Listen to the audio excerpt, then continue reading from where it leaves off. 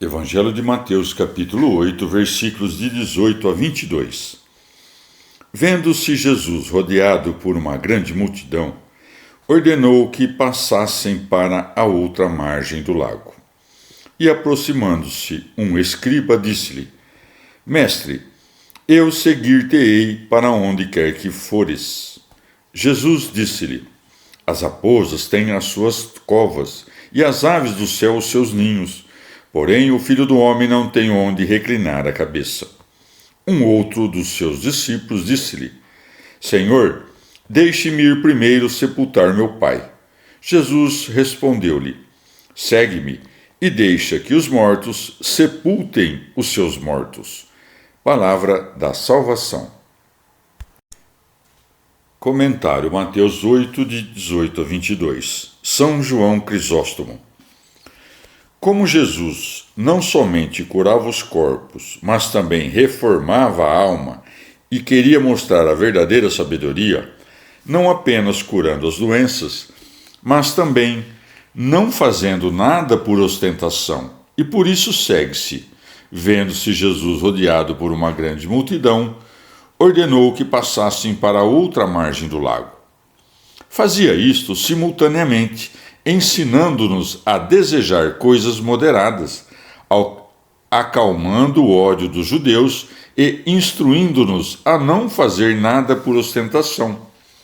Notai que, para não ofender a multidão, não os despede diretamente. Não disse, pois, retirai-vos, mas ordenou que seus discípulos fossem para o outro lado, dando à multidão a esperança de ir também para lá. Vede também quão grande é seu orgulho. Veio e falou de tal modo que parecia desdenhar de ser contado entre a multidão, mas manifestando que era superior a muitos. Cristo responde não à pergunta feita pelas palavras, mas indo de encontro à intenção que ele tinha em mente. Por isso segue-se. Jesus disse-lhe: As raposas têm as suas covas, e as aves do céu os seus ninhos, porém o Filho do Homem não tem onde reclinar a cabeça. Como se dissesse. Essa resposta não era para afastá-lo, mas para repreendê-lo de sua má intenção. Teria-o aceitado, se quisesse segui-lo com a expectativa de pobreza. E para que se compreenda sua malícia, ouvindo isso, não disse: Estou pronto para seguir-te. Disse isso não ordenando depreciar o amor que devemos ter por nossos pais, mas mostrando que nada é tão necessário para nós quanto ocupar-nos com os negócios celestiais. Por isso devemos unir-nos a eles com toda a nossa dedicação e não tardar um momento, por mais atraentes e estimulantes que nos pareçam as coisas que nos atraem. O que era necessário que enterrar seu pai? E o que era mais fácil? Isso não lhe tomaria muito tempo. Dessa maneira, o Senhor livrou-o de muitos males, como o pranto e a tristeza e as outras coisas que deles vêm. Depois da sepultura, era necessário examinar o testamento, fazer as partilhas e outras coisas desse tipo.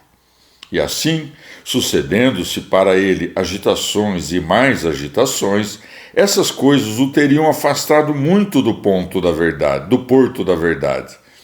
Mas se isso ainda te perturba, pensa que muitos não permitem que os enfermos saibam da morte de seu pai, de sua mãe ou de seu filho, nem permitem que acompanhem seu cadáver ao sepulcro. E longe de isso ser uma crueldade, é o contrário. E muito pior é separar um homem dos diálogos espirituais, sobretudo quando há outros que podem cumprir esses tristes deveres de sepultura, como acontecia naquela ocasião. Por isso responde o Senhor: Deixa que os mortos sepultem os seus mortos. Manifesta assim que esse morto não lhe pertencia, porque o defunto, segundo creio, era do número dos infiéis. Se admiras esse jovem porque perguntou ao Salvador sobre um assunto tão necessário e não se foi espontaneamente, admira mais ainda o fato de que, mesmo tendo sido proibido de ir, ter ficado sem que isso possa ser chamado de ingratidão, já que não o fez por negligência, mas para não cortar um negócio mais necessário. Comentário: Mateus 8, de 18 a 22. São Gregório Magno.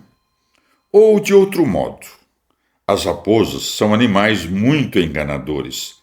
Escondem-se em fossas ou em covas, e, quando aparecem, nunca vão por caminhos retos, mas correm por sendas tortuosas.